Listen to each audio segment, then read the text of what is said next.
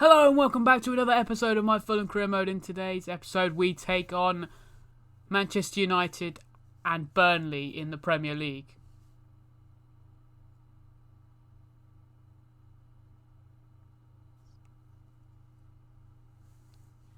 So the lineup for Man United went for Areola, Tete, Hector, Garcia, Robinson, Lamina, Williamson, Knockout, Onomar, Cavalieri and Mitrovic.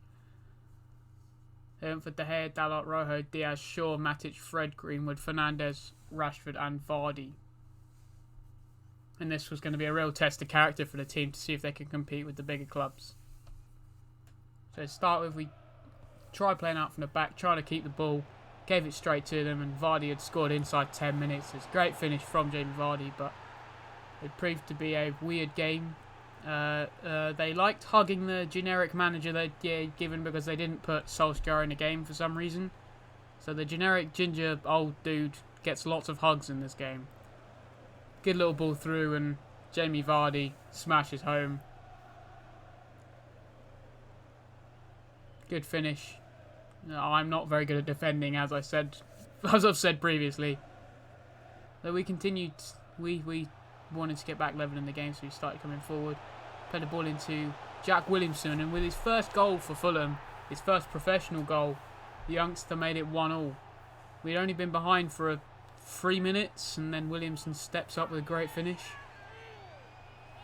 I don't really know what their defence is doing. Mitrovic pulls the centre-back away, and then they just don't track the run, so we just simple finish for him. De Gea got no chance, and we were level. And then 10 minutes later, we broke through their defence again. This time Cavalieri getting down the left-hand side. And look at that. Look at that for a finish. What a goal that is. Oh, I was very, very happy when he put that away, because I was just going, I'm not sure I'm going to find Mitrovic, so we'll just smash it and see what happens. And he finds the top corner. What a goal that is. No chance for David De Gea. Man United being carved open this time. Them proving that they can't defend in real life and on the game.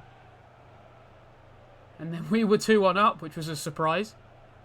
We continued to come forward. Onomar drove through the defence, but his shot was too tame, straight at De Gea. Man United then started playing some nice football. Fernandes then broke away and made it 2-2 in the 35th minute. And then he decided that he was going to have a nice time hugging the generic manager that Man United had instead of Solskjaer. Very intimate relationship with the manager. He's poor defending. Hector gets caught out. I did like the challenge Garcia made on him though. And then Fernandes and Vardy played some good football again. And then Fernandes, 3 minutes after equalising for them, made it 3-2. Another poor bit of defending by me. It was a good little bit of play. And Vardy scored. Another hug with the generic manager that Man United had. Simple little ball through and another poor bit of defending. Good finish. Then we went into the second half. Man United continued to press forward. Areola forced into a good save there.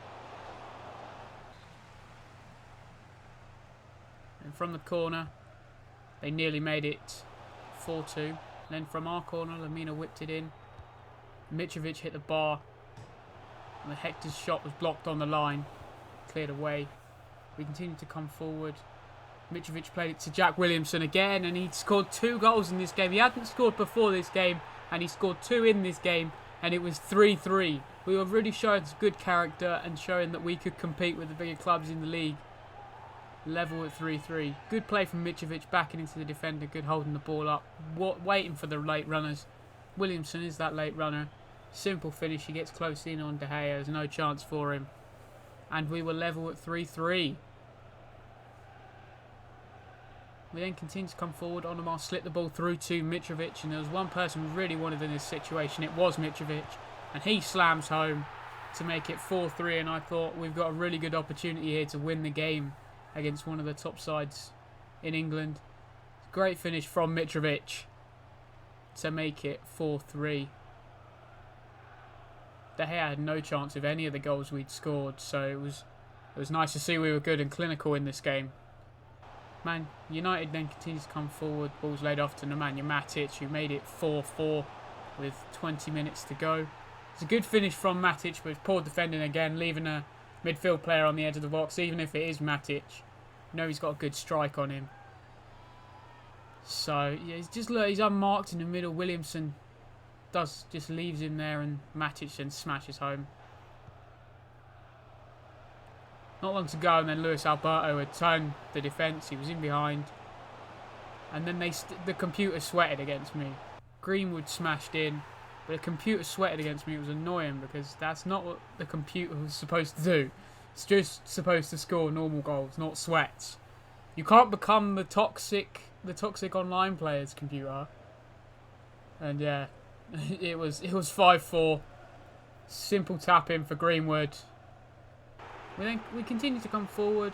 Brewster probably should have scored there.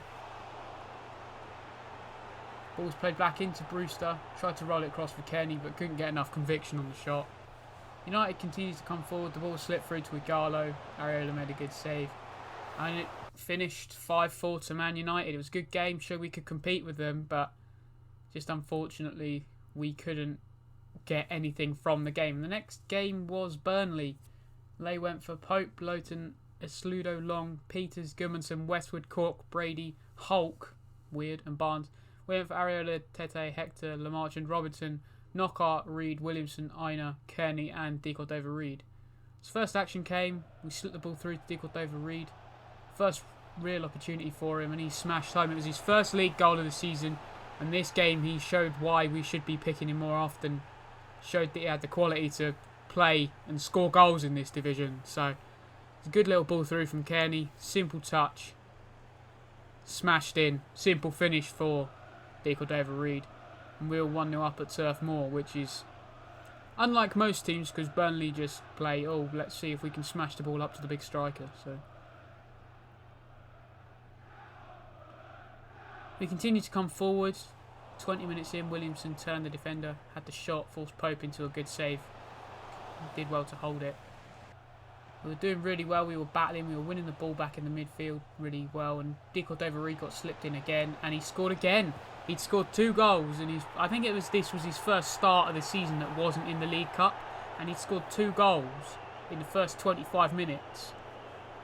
Great.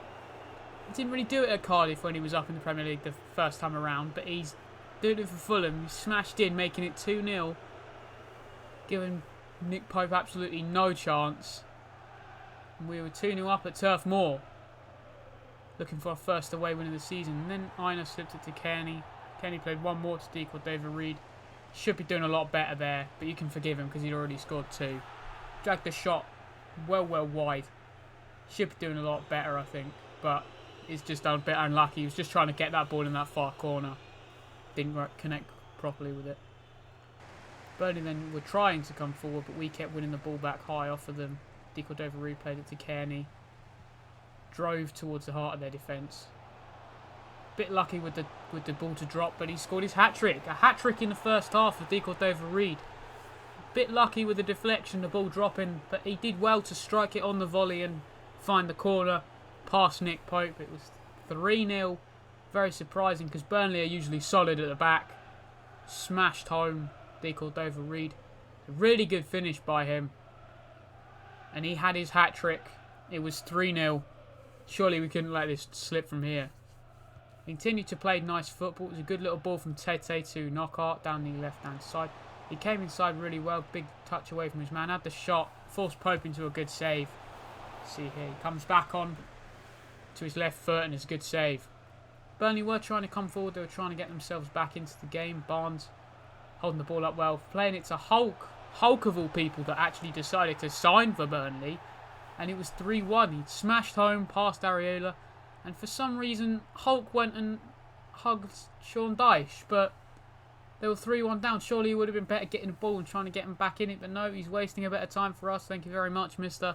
And just going to give his manager a big hug for some reason. Hulk smashing the ball in. Burnley then had a free kick with a chance to put the ball into the box. Ball dropped to Makis. It was a simple save for Areola, held on easily. We were still trying to hit them on a counter. Good little ball through to De Cordova-Reid. There was a man over in Tom Kearney. took it first time on his right foot. Good save from Nick Pope. Lovely counter-attacking football from us.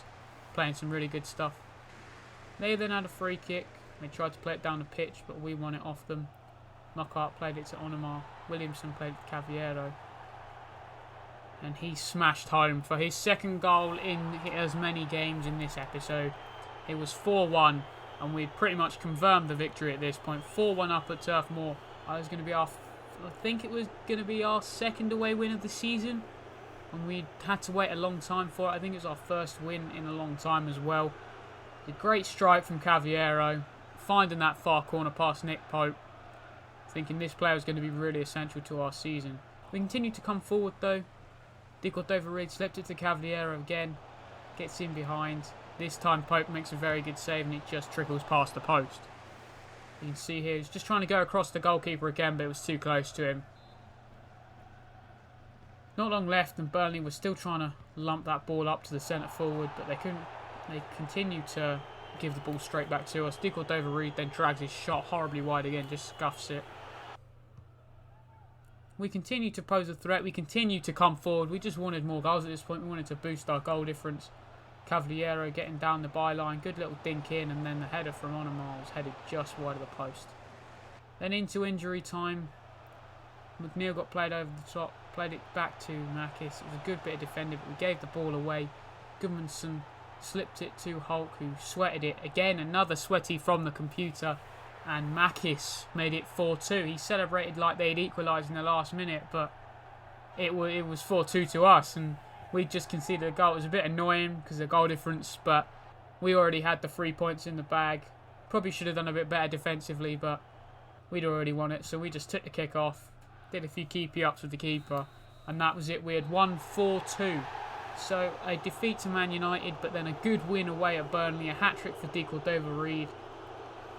So yeah, a defeat to Man United, but showing we could compete with the bigger clubs in the league, and a very good win away from home against Burnley, which I think we fully deserved on our performance as well.